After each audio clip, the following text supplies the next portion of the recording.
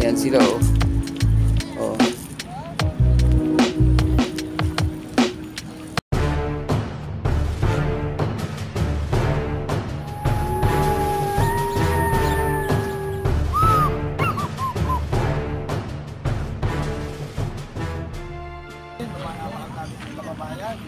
Ayan, good morning no. So dito tayo ulit sa Dolomite Beach para mag-update. Ayan. Sumilong na yung mga kababayan natin dahil sa medyo mainit na. Ayan oh. Pero kanina napakadaming mga kababayan natin na nandito.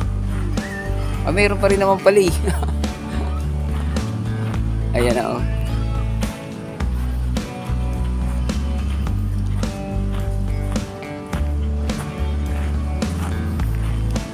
Oh, marami pa rin.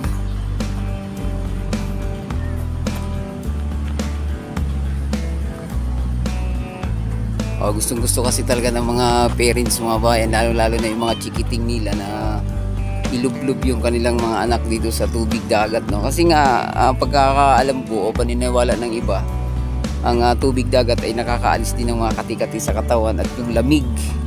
Ganun din kami noon, mga babayan, no? Pag yung masakit ang katawan mo, lalo hapo ka sa trabaho, ay iligo mo lang yan sa dagat.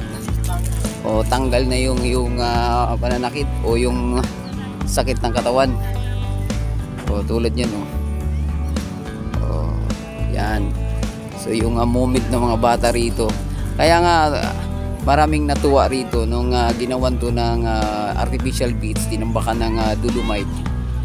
Kasi yung mga kababayan natin na hindi makapunta sa ibang karatig na lugar para lang mag beach o mag-aliw, magliwaliw, mga kababayan, dito pa lang nagagawa na, no? Ayan, di na kailangan pumunta pa ng ibang lugar para lang mag-mesmerizing sa tabi ng beach. Dito pa lang pwede na. Ayan, so ayan o. Kaya hindi mapalitan ng pera ang saya ng mga kababayan natin, gaya ng sinasabi ng iba na gastos lang, sayang daw yung gastos ng gobyerno dito, no? Pero para sa akin hindi, kasi yung mga kababayan natin dito na yun nga, walang pang travel, pa Boracay o pa Bohol, ay nag-i-enjoy na dito, no? Ayan sila oh. Oh.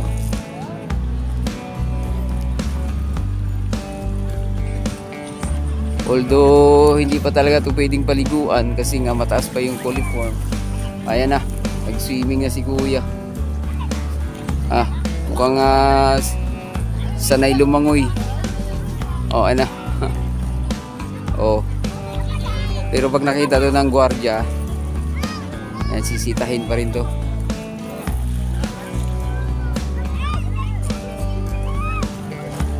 Ayan.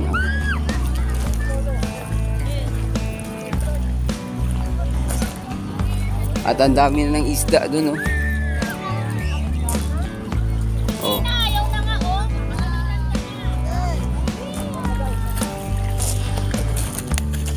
Ayan, tulad niya, nag-i-enjoy yung bata. Abang na maligo, di ba? Kaya nagpadalo tayo dalawa, di ba? Ayan.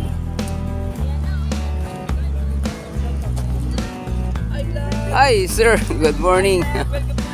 Yun, oh. Yan, pinaliguan nila yung anak dito sa ayun, kasi yan nga, sa mga matatanda, masarap talaga ang tubig dagat, lalo na sa mga bata, mga bayan. Tanggal yung mga bungang hangin. Ayos, di bungang araw pala, bungang hangin. Pati lamig. Yan,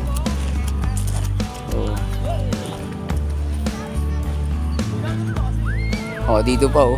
Dulo-dulo lang. Andi na naman kasi ng tubig, so mainganyo ka talagang maligo. Yan, ganyan ang ating Manila Bay, mga babayan. Dito pa. Hindi mo talaga masisi yung mga kababayan natin eh. Ayan, kita ko parang gusto ko resitahin, kaya lang andyan yung parents, mga kababayan eh.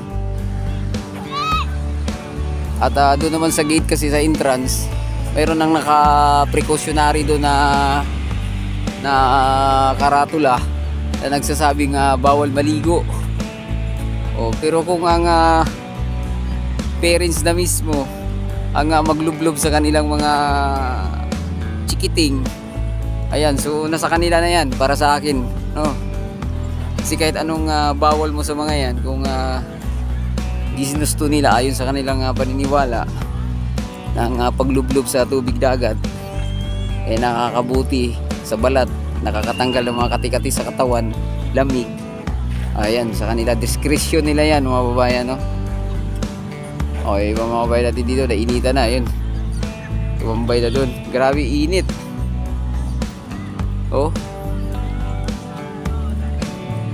Grabe init ngayon dito, nangangagat yung init mga babayan. Kasi nga, kanina, makulimlim.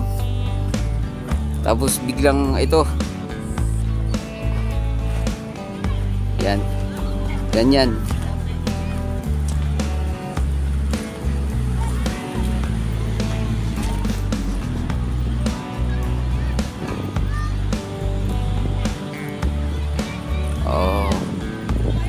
So, punta tayo banda road.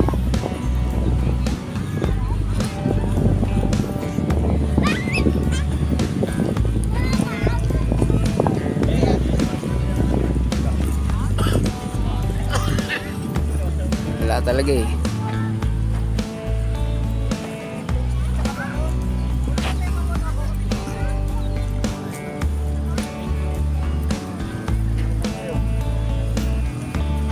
Ayan.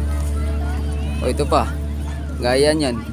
Kahit anong gustong-gusto ng mga bata eh. Tuwang-tuwa sila rito eh.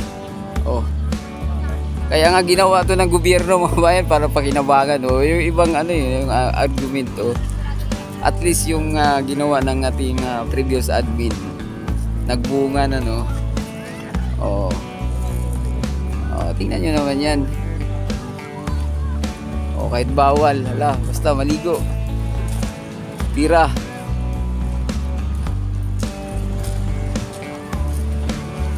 Yung iba naman nagpapabilad lang.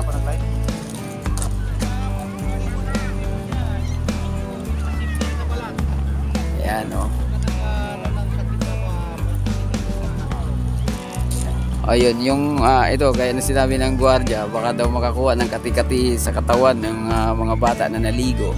Kaya lang ang iba naman paniniwala, yung tubig dagat nakakaalis din ng mga kati-kati sa katawan.